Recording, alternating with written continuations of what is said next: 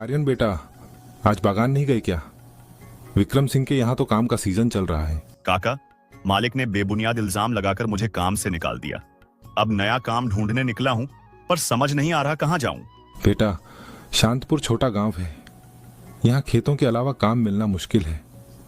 लोग दिन भर की कड़ी मजदूरी के सिर्फ 60 से 70 रुपये देते हैं। उतने में तो आजकल नमक तेल भी नहीं आता।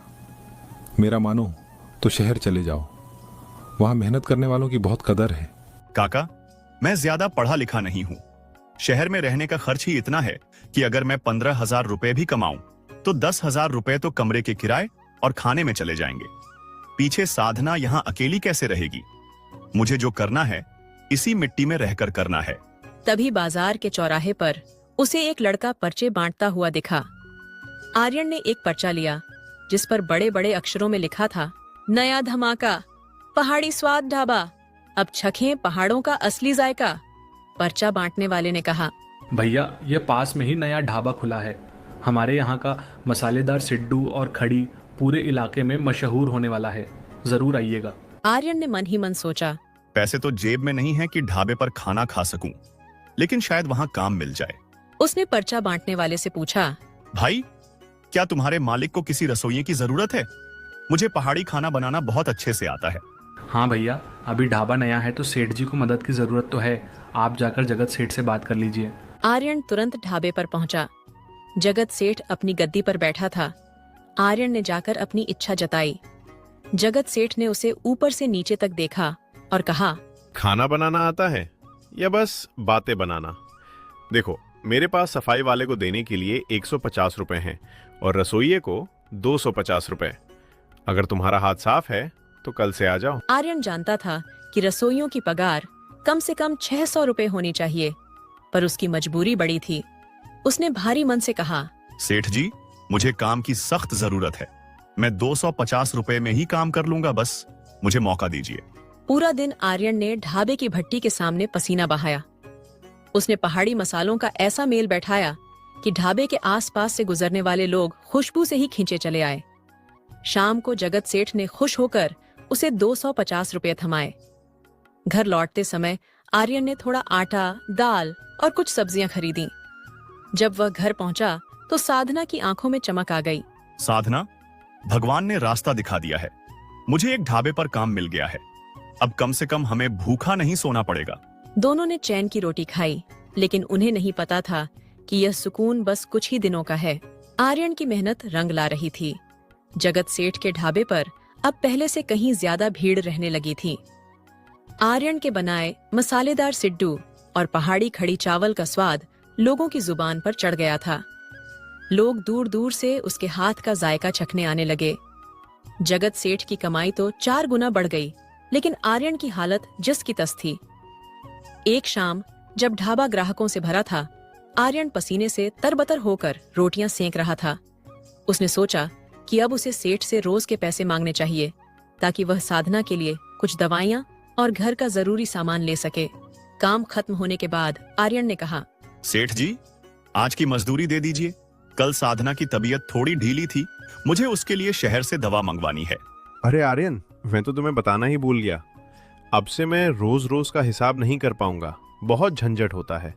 अब तुम्हें महीने के अंत में एक साथ पूरे पैसे मिलेंगे। पर सेठ जी, आपने तो कहा था कि रोज पैसे मिलेंगे। मेरे पास घर में एक दाना भी नहीं है। महीने भर मैं उधार पर कैसे जीऊंगा? सेठ ने बेरुखी से जवाब दिया, देखो भाई, नियम तो यही रहेगा। अगर तुम्हें बहुत जल्दी है तो गांव के साहूकार नरोत्तम दास से कुछ पैसे उधार ले लो। जब मैं महीने की पगार दूंगा तब चुका देना। और हाँ, अगर तुम चाहो तो कुछ गिरवी रखकर मुझसे अभी थोड़े पैसे ले सकते हो। आर्यन के पास गिरवी रखने के नाम पर कुछ नहीं था, सिवाय उसके छोटे से कच्चे घर के कागजात के। मजबूरी इंसान से क्या नहीं कराती। आर्यन को साहूकार नरोत्तम दास के पास जाना पड़ा। नरोत्तम दास गांव का सबसे लालची इंसान था। उसने आर्यन के घर के कागज देखे और धूर्तता से मुस्कुराया। ठीक है आर्यन, मैं तुम्हें 5,000 रुपए उधार दे रहा हूँ, लेकिन याद रहे, अगर 1 महीने के भीतर तुमने मेरा पैसा ब्याज समेत नहीं लौटाया तो ये घर मेरा हो जाएगा। आर्यन ने कांपते हाथों से अंगूठा लगा दिया। उसे भरोसा था कि महीने के अंत में जगत सेठ उसे पैसे दे ही देगा। पूरा महीना आर्यन ने दिन रात एक कर दिया। ढाबे की प्रसिद्धि इतनी बढ़ी कि जगत सेठ ने एक नया नौकर भी रख लिया, लेकिन आर्यन का काम और बढ़ गया। आखिर वह दिन आ ही गया जब आर्यन को पगार मिलनी थी। आर्यन बड़ी उम्मीद लेकर सेठ के पास गया। सेठ जी, महीना पूरा हो गया है, आज मेरी पगार दे दीजिए। मुझे साहूकार का कर्ज उतारना है और घर के कागज वापस लेने हैं। कैसी पगार? इस महीने तो ढाबे की मरम्मत में बहुत खर्च हो गया। ऊपर से तुमने 2 बार सब्जियां ज्यादा मंगवा ली थी, उसका पैसा कौन देगा? अभी मेरे पास फूटी कौड़ी नहीं है, अगले हफ्ते आना। सेठ जी, आप ऐसा नहीं कर सकते। आज रात तक मुझे साहूकार को पैसे देने हैं, वरना वह मेरा घर छीन लेगा। आपकी कमाई तो बहुत हुई है, मैंने खुद देखा है। जगत सेठ गुस्से से लाल हो गया। मुझ पर नजर रखता है? बदतमीज! एक तो मैंने तुझे काम दिया और अब तू मुझे ही हिसाब सिखा रहा है। जा, नहीं देता पगार, जो करना है कर ले और कल से यहां शक्ल मत दिखाना। आर्यन बीच सड़क पर खड़ा रह गया, बेरोजगार, बेबस और बेघर होने की कगार पर। साहूकार का आदमी उसी वक्त उसके घर की ओर बढ़ रहा था। आर्यन लड़खड़ाते कदमों से अपने घर की ओर दौड़ पड़ा। दूर से ही उसने देखा कि साहूकार का लठैत धीरज उसके दरवाजे पर खड़ा चिल्ला रहा था। साधना घर की चौखट पर खड़ी कांप रही थी। अरे ओ आर्यन, सूरज ढलने को है और अभी तक साहूकार के पैसे नहीं पहुंचे। तुझे पता है ना, आज रात के बाद ये घर तेरा नहीं रहेगा। भाई, सेठ ने मुझे धोखा दे दिया। उसने मेरी महीने भर की पगार नहीं दी। मुझे बस 2 दिन की मोहलत और दे दो, मैं कहीं ना कहीं से इंतजाम कर दूंगा। मोहब्बत और मोहलत साहूकार की डिक्शनरी में नहीं है। कल सुबह अपना बोरिया बिस्तर बांध लेना। यह कहकर वह वहां से चला गया। साधना फूट फूट कर रोने लगी। अब हम कहाँ जाएंगे? मैंने कहा था ना कि इन बड़े लोगों पर भरोसा मत कीजिए। आर्यन अपनी बेबसी पर आंसू बहा ही रहा था कि तभी उसका बचपन का मित्र समीर वहां पहुंचा। समीर पास के गांव में लकड़ी का काम करता था और बहुत ही नेक दिल इंसान था। उसने जब आर्यन की आपबीती सुनी तो उसकी मुट्ठियां बिंच गईं। आर्यन, तू फिक्र मत कर, इतने सालों की हमारी दोस्ती किस काम आएगी। मेरे पास कुछ बचत है जो मैंने अपनी बहन की शादी के लिए रखी थी। उसमें से 5,000 रुपए तू अभी रख और उस राक्षस साहूकार का मुंह बंद कर। समीर भाई, मैं यह उपकार कैसे चुकाऊंगा?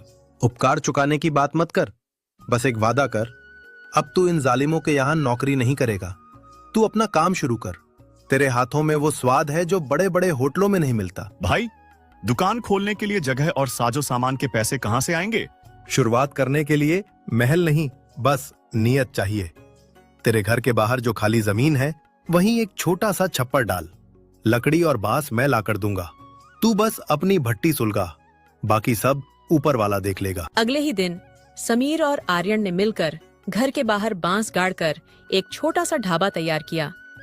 साधना ने पुराने कपड़ों से पर्दे बनाए और आर्यन ने अपनी रसोई के बर्तनों को चमकाकर वहां सजा दिया। ढाबे का नाम रखा गया आर्यन की रसोई। आर्यन ने घर में बचे हुए थोड़े से आटे और मसालों से अपना पहला भोजन तैयार किया। उसने एक तख्ती पर कोयले से लिखा, पहाड़ी सिड्डू और खड़ी, मात्र 40 रुपए। जगत सेठ को जब यह पता चला तो वह अपने ढाबे पर बैठा जोर जोर से हंसने लगा। देख रहे हो, वो भिखारी अब मेरे सामने दुकान चलाएगा। 2 दिन में भूखा मरकर मेरे पास ही काम मांगने आएगा। लेकिन जगत सेठ को यह नहीं पता था कि नफरत की आग से ज्यादा ताकत मेहनत की महक में होती है। जैसे ही आर्यन ने खड़ी का छौंका लगाया, उसकी खुशबू पूरे शांतपुर गांव की हवाओं में घुलने लगी। आर्यन की रसोई का पहला दिन था। आर्यन ने जैसे ही अपनी खास पहाड़ी खड़ी में झकिया और सूखी लाल मिर्च का छौंका लगाया, उसकी सौंधी खुशबू सड़क से गुजरने वाले हर राही के कदमों को थामने लगी। सबसे पहले गांव के 2 चरवाहे अपनी भेड़ों को चराकर लौट रहे थे। खुशबू सूंघकर वे आर्यन के छप्पर के पास रुके। अरे आर्यन भाई, ये कैसी गजब की खुशबू आ रही है।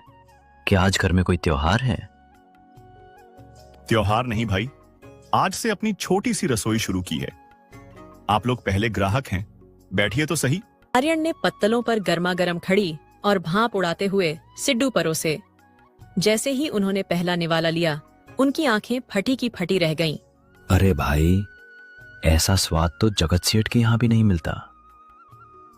वहां तो बस मसालों का शोर होता है, पर यहां तो रूह खुश हो गई। देखते ही देखते खबर पूरे शांतपुर में फैल गई कि आर्यन ने अपने घर के बाहर ही ढाबा खोल लिया है और खाना इतना सस्ता और स्वादिष्ट है कि बड़े बड़े होटलों को मात दे दे।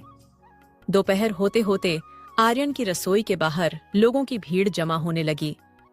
तभी वहां से एक चमचमाती जीप गुजरी। जीप में ठाकुर प्रताप सिंह के शहर से आए कुछ मेहमान थे। सड़क के किनारे इतनी भीड़ और खाने की महक देखकर उन्होंने गाड़ी रुकवा ली। ये कैसा ढाबा है? यहाँ तो कोई टेबल कुर्सी भी नहीं है, फिर भी इतनी भीड़ क्यों? वे आर्यन के पास आए और बोले, भैया हमें शहर जाना है, जल्दी से 4 प्लेट पैक कर दो। आर्यन और साधना ने फुर्ती से खाना पैक किया। जब मेहमान ने पैसे देने के लिए अपना बटुआ निकाला तो आर्यन ने कहा, साहब मात्र 160 रुपए हुए। मेहमान हैरान रह गया। उसने 500 रुपए का नोट आर्यन के हाथ में थमाया और कहा, रख लो भैया, शहर में इतने स्वाद के लिए हम 1000 रुपए देते हैं।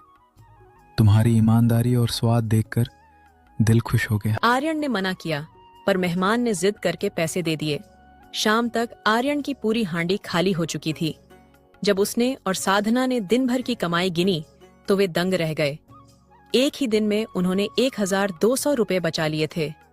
उधर जगत सेठ के ढाबे पर सन्नाटा पसरा था। लोग वहां से गुजरते हुए आर्यन की रसोई की तारीफ कर रहे थे। जगत सेठ अपनी गद्दी पर बैठा गुस्से से उबल रहा था। उसका मुनीम बोला, सेठ जी, अगर ऐसा ही चला तो हमारा ढाबा तो बंद हो जाएगा। लोग कह रहे हैं कि आर्यन के खाने में माँ के हाथ जैसा स्वाद है और दाम तो बिल्कुल आधा है। उस 2 कौड़ी के मजदूर की इतनी हिम्मत, वो मेरे सामने अपनी दुकान चलाएगा। अभी उसे पता नहीं है कि जगत सेठ के रास्ते में आने वालों का क्या अंजाम होता है। मुनीम, कुछ गुंडों का इंतजाम करो। कल की सुबह आर्यन की ये रसोई नहीं दिखनी चाहिए। आधी रात का समय था।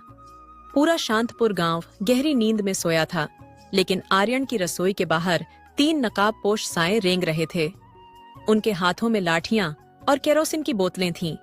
ये जगत सेठ के भेजे हुए गुंडे थे। जल्दी करो, इस छप्पर को आग लगा दो ताकि सुबह तक यहाँ सिर्फ राख बचे। जैसे ही उन्होंने केरोसिन छिड़कना शुरू किया, पास के बाड़े में बंधी आर्यन की गाय जोर जोर से रंभाने लगी। गाय की आवाज सुनकर आर्यन की आंख खुल गई। उसने खिड़की से बाहर झांका तो देखा कि कुछ लोग उसके ढाबे के पास संदिग्ध हरकतें कर रहे हैं। साधना, उठो, देखो बाहर कौन है। आर्यन हाथ में एक डंडा लेकर बाहर की ओर दौड़ा। आर्यन को आता देख गुंडों ने घबराकर माचिस की तीली जला दी और छप्पर के एक कोने में फेंक दी। देखते ही देखते सूखी घास और बांस ने आग पकड़ ली। आर्यन ने चिल्लाना शुरू किया, आग आग बचाओ। आर्यन और साधना पागलों की तरह बाल्टियों से पानी डालने लगे। शोर सुनकर पड़ोसी और आर्यन का दोस्त समीर भी वहां पहुंच गए। सबने मिलकर कड़ी मशक्कत के बाद आग पर काबू पाया, लेकिन तब तक ढाबे का एक हिस्सा जलकर काला हो चुका था और सारा राशन धुआं बन चुका था। साधना फूट फूट कर रोने लगी। हमारी मेहनत जल गई, अब हम कल क्या खिलाएंगे? जगत सेठ हमें जीने नहीं देगा। समीर ने जलते हुए बांसों को देखा और गुस्से में बोला, ये काम उसी जालिम सेठ का है। वो डर गया है आर्यन, इसलिए उसने ये कायरता दिखाई है। आर्यन शांत खड़ा जलते हुए ढाबे को देख रहा था। उसकी आंखों में आंसू नहीं, बल्कि एक अजीब सी चमक थी। उसने जलती हुई लकड़ी का एक टुकड़ा उठाया और बोला, साधना, रो मत। आग लकड़ी को जला सकती है, मेरे हौसले को नहीं। सेठ ने सोचा था कि मैं डर जाऊंगा, लेकिन अब मैं यह ढाबा बंद नहीं करूंगा। कल सुबह खाना इसी जगह बनेगा, चाहे मुझे खुले आसमान के नीचे ही क्यों न बनाना पड़े। अगली सुबह जगत सेठ अपनी गद्दी पर बैठकर मुस्कुरा रहा था। उसे उम्मीद थी कि आज आर्यन मातम मना रहा होगा, लेकिन तभी उसे खबर मिली कि आर्यन ने जले हुए ढाबे के सामने ही 2 बड़े पत्थर रखकर चूल्हा जला लिया है और खाना पकना शुरू हो गया है। गांव वाले, जो रात की घटना से वाकिफ थे, आर्यन के समर्थन में उतर आए। आज भीड़ पहले से भी ज्यादा थी। लोग कह रहे थे, हम जगत सेठ के यहाँ कभी नहीं जाएंगे, भले ही हमें भूखा रहना पड़े, हम आर्यन के साथ हैं। उसी भीड़ में एक सादे कपड़ों में व्यक्ति खड़ा था, जो चुपचाप सब देख रहा था। वह कोई साधारण आदमी नहीं था, बल्कि जिले के नए फूड इंस्पेक्टर विक्रम खन्ना थे, जो इलाके के ढाबों की जांच करने आए थे। उन्होंने जब आर्यन की मेहनत और लोगों का प्यार देखा, तो उन्होंने एक प्लेट खड़ी चावल का ऑर्डर दिया। खाना छकते ही विक्रम खन्ना के चेहरे पर एक मुस्कान आ गई। उन्होंने अपना पहचान पत्र निकाला और आर्यन के पास गए।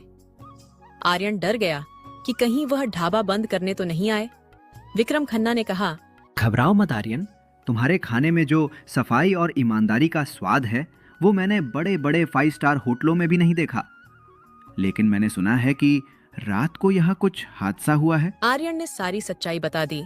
जगत सेठ को अंदाजा भी नहीं था कि उसने जिस आग को आर्यन को मिटाने के लिए सुलगाया था, वही आग अब उसके अपने साम्राज्य को भस्म करने वाली थी।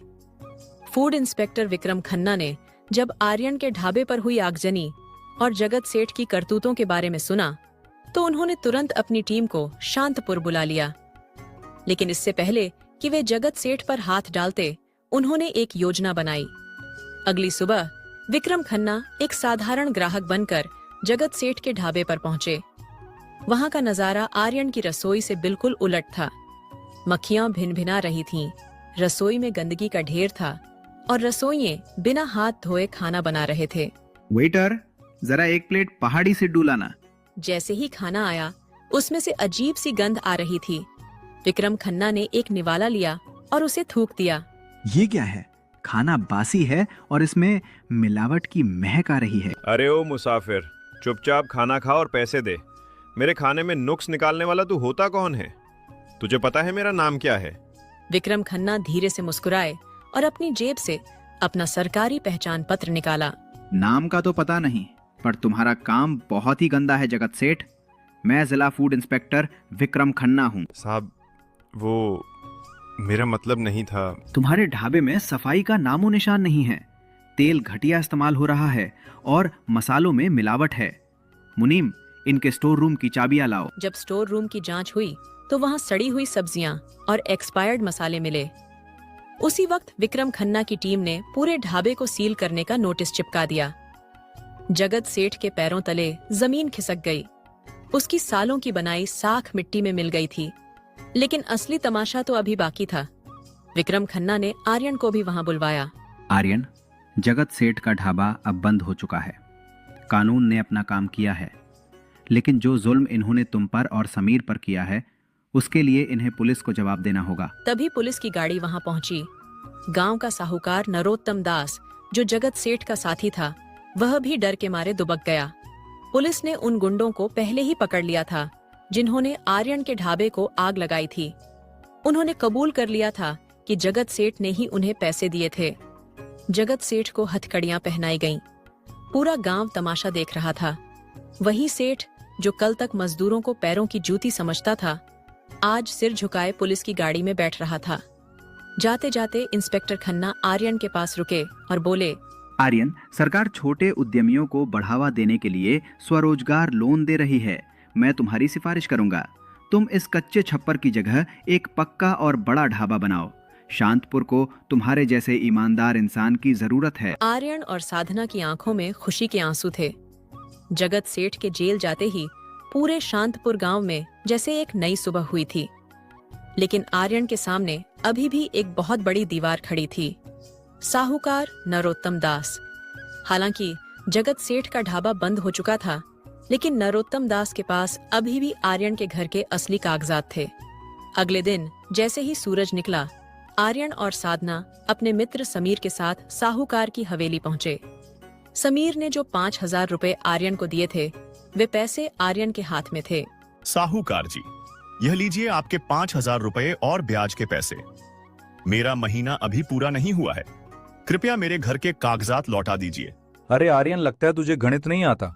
5,000 रुपए तो मूल था, पर तूने जो अंगूठा लगाया था उसमें साफ लिखा था कि अगर जगत सेठ का काम छूटा तो ब्याज की दर दुगनी हो जाएगी। अब तुझे 5,000 रुपए नहीं बल्कि 15,000 रुपए देने होंगे। ये तो सरासर अन्याय है। आपने ऐसा कुछ नहीं कहा था। नरोत्तम दास ने कागज लहराते हुए कहा, कागज बोलता है, इंसान नहीं। आज शाम तक अगर 15,000 रुपए नहीं मिले तो कल सुबह मैं इस हवेली से निकलकर तुम्हारे घर में ताला डाल दूंगा। समीर का खून खौल उठा। तुम गरीब का घर हड़पना चाहते हो? हम अभी पुलिस के पास जाएंगे। जाओ, पुलिस सबूत मांगती है। कागजों पर आर्यन का अंगूठा है। आर्यन भारी मन से हवेली से बाहर आया। उसकी मेहनत की सारी कमाई भी इन पैसों को पूरा नहीं कर पा रही थी। वह सड़क के किनारे बैठकर अपना सिर पकड़कर बैठ गया। तभी वहां से ठाकुर प्रताप सिंह की गाड़ी गुजरी। ठाकुर साहब गांव के सबसे पुराने और सम्मानित व्यक्ति थे, जो अक्सर विवादों को सुलझाते थे। उन्होंने गाड़ी रुकवाई और आर्यन की परेशानी पूछी। समीर ने सारी बात विस्तार से बताई कि कैसे जगत सेठ और नरोत्तम दास ने मिलकर आर्यन को फंसाया है। ठाकुर साहब ने गंभीरता से कहा, नरोत्तम का लालच सीमा पार कर गया है। आर्यन, तुम घबराओ मत। मेरे घर मेहमानों के लिए आज रात एक बड़ा भोज है। मैंने सुना है तुम पहाड़ी सिड्डू और कड़ी बहुत लाजवाब बनाते हो। अगर तुम और साधना मिलकर आज रात का भोजन तैयार कर दो तो मैं तुम्हें काम की इतनी कीमत दूंगा कि तुम अपना घर छुड़ा सको। आर्यन की आंखों में उम्मीद की चमक आ गई। उसने और साधना ने पूरी दोपहर ठाकुर साहब की रसोई में दिल लगाकर काम किया। उन्होंने ताजी जड़ी बूटियों, घर के पिसे मसालों और शुद्ध घी का इस्तेमाल किया। शाम को जब मेहमानों ने भोजन किया तो वे वाह वाह कर उठे। भोज खत्म होने के बाद ठाकुर साहब ने आर्यन को बुलाया और सबके सामने एक लिफाफा थमाया। ये तुम्हारी मेहनत का इनाम है आर्यन। इसमें 20,000 रुपए हैं। और सुनो, मैंने बैंक के मैनेजर से भी बात की है। तुम्हें सरकारी स्कीम के तहत अपना पक्का ढाबा बनाने के लिए आसान किस्तों पर लोन भी मिल जाएगा। आर्यन ठाकुर साहब के पैरों में गिर पड़ा। वह तुरंत साहूकार की हवेली पहुंचा और नरोत्तम दास के मुंह पर पैसे मारे। नरोत्तम दास के पास अब कोई रास्ता नहीं था। उसे सबके सामने आर्यन के घर के कागज लौटाने पड़े। आर्यन ने अपने घर के कागज हाथ में लिए और आसमान की तरफ देखा। उसने मन ही मन ठान लिया कि अब वह एक ऐसा ढाबा बनाएगा जहां किसी गरीब का हक नहीं मारा जाएगा। आर्यन ने साहूकार के चंगुल से अपने घर के कागज तो छुद्धा लिए थे, लेकिन जेल की सलाखों के पीछे बैठा जगत सेठ हार मानने वालों में से नहीं था। उसने अपने रसूख और बचे हुए पैसों का इस्तेमाल करके जमानत का इंतजाम कर लिया। जेल से बाहर आते ही उसके सिर पर सिर्फ एक ही खून सवार था, आर्यन का विनाश। जगत सेठ ने अपने वफादार मुनीम को बुलाया और फुसफुसाकर कहा, आर्यन अब सरकारी लोन लेकर पक्का ढाबा बनाने की तैयारी कर रहा है। अगर उसका ढाबा खड़ा हो गया तो मेरा वजूद खत्म हो जाएगा। हमें कुछ ऐसा करना होगा कि वो ढाबा खुलने से पहले ही बदनाम हो जाए। सेठ जी, कल सुबह आर्यन अपने नए ढाबे का शिलान्यास करने वाला है और उसने पूरे गांव के लिए भोज रखा है। क्यों ना हम उसके खाने के राशन में कुछ ऐसा मिला दें जिससे पूरा गांव बीमार पड़ जाए। जब सरकारी अधिकारी और गांव वाले बीमार होंगे तो आर्यन को जेल जाने से कोई नहीं बचा पाएगा। ठीक है, आज रात जब वो सो रहा होगा तो उसके रसोई भंडार में विषाक्त पाउडर मिला देना। उधर आर्यन, साधना और समीर खुशी खुशी अगले दिन की तैयारी कर रहे थे। ठाकुर साहब और फूड इंस्पेक्टर विक्रम खन्ना भी इस समारोह में आने वाले थे। रात के 2 बजे जब चारों तरफ सन्नाटा था, मुनीम दबे पांव आर्यन के भंडार घर में घुसा। उसने चुपके से मसालों और आटे के बोरों में जहर मिला दिया और अंधेरे में ओझल हो गया। लेकिन वह एक बात भूल गया था। आर्यन की पालतू गाय गौरी, जो रात को आग लगने के समय चिल्लाई थी, उसने फिर से हलचल महसूस की। इस बार आर्यन सतर्क था। उसने समीर को पहले ही अपने घर के पास पहरा देने के लिए कहा था। समीर ने मुनीम को भागते हुए देख लिया। आर्यन, उठो, कोई भंडार घर से भाग रहा है। आर्यन और समीर ने पीछा करके मुनीम को दबोच लिया। मुनीम डरपोक था। 2 थप्पड़ पड़ते ही उसने सारा सच उगल दिया। मुझे माफ कर दो। जगत सेठ ने मुझे पैसे दिए थे ताकि मैं तुम्हारे खाने में जहर मिला सकूं। अगर हम यह खाना गांव वालों को खिला देते तो अनर्थ हो जाता। सेठ ने अपनी आखिरी चाल चल दी है। अब उसे ऐसा सबक सिखाएंगे कि वह दोबारा सिर नहीं उठा पाएगा। अगली सुबह समारोह शुरू हुआ। जगत सेठ दूर खड़ा तमाशा देखने का इंतजार कर रहा था कि कब लोग बीमार पड़ेंगे और पुलिस आएगी। उसने खुद ही गुमनाम कॉल करके फूड इंस्पेक्टर और पुलिस को बुला लिया था ताकि वे आर्यन को रंगे हाथों पकड़ सकें। जैसे ही ठाकुर साहब और इंस्पेक्टर खन्ना भोजन करने बैठे, जगत सेठ भीड़ से निकलकर आया और चिल्लाया, रुकिए, ये खाना मत खाइए। मुझे खबर मिली है कि आर्यन ने ज्यादा मुनाफा कमाने के चक्कर में खराब और मिलावटी सामान इस्तेमाल किया है। इसकी जांच होनी चाहिए। इंस्पेक्टर खन्ना ने आर्यन की तरफ देखा। आर्यन बिल्कुल शांत था। उसने कहा, साहब, अगर सेठ जी को शक है तो जांच जरूर होनी चाहिए। मुनीम जी, जरा सामने आइए। पुलिस की गिरफ्त में मुनीम को देखते ही जगत सेठ के पसीने छूट गए। मुनीम ने सबके सामने कबूल कर लिया कि सेठ ने उसे जहर मिलाने भेजा था, लेकिन आर्यन ने आगे जो कहा उसने सबको हैरान कर दिया। साहब, मुझे समीर ने रात को ही बता दिया था। हमने वह सारा मिलावटी राशन रात में ही बदल दिया था और मुनीम के पास से वह जहरीला पाउडर भी बरामद कर लिया है। आज जो खाना बना है वह बिल्कुल शुद्ध है। पुलिस ने तुरंत जगत सेठ को फिर से गिरफ्तार कर लिया। इस बार उस पर हत्या की कोशिश का मुकदमा चलना था, जिससे बचना नामुमकिन था। गांव वालों ने जगत सेठ पर थूका और उसे धक्के मारकर गांव से बाहर निकलवा दिया। अब आर्यन का रास्ता साफ था। उसका पक्का ढाबा बनकर तैयार होने वाला था। जगत सेठ की गिरफ्तारी के बाद आर्यन ने अपने कच्चे छप्पर की जगह एक सुंदर, हवादार और साफ सुथरा ढाबा तैयार किया।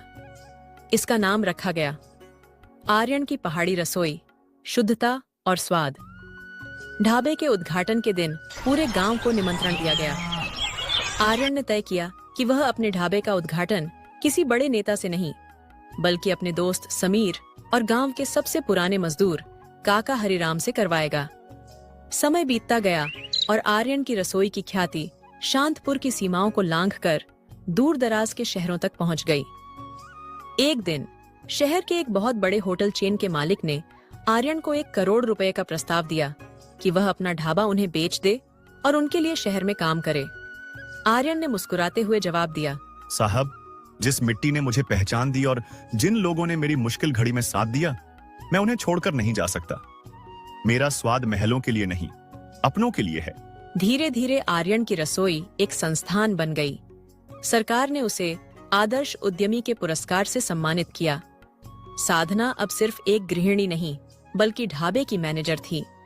समीर आर्यन का बिजनेस पार्टनर बन चुका था। दोनों दोस्तों ने मिलकर गांव में एक स्कूल और एक छोटा अस्पताल भी बनवाया। आज भी अगर आप शांतपुर की वादियों से गुजरें, तो हवाओं में देवदार की खुशबू के साथ आर्यन की रसोई के सिड्डू और खड़ी की सौंधी महक आपका स्वागत करेगी। ये महक सिर्फ खाने की नहीं थी, ये महक थी सच्ची ईमानदारी, अटूट मेहनत और कभी न हार मानने वाले जज्बे की। अगर आप यहाँ तक वीडियो देख चुके हैं तो दिल से बहुत बहुत शुक्रिया। अगर वीडियो पसंद आई हो तो लाइक जरूर करें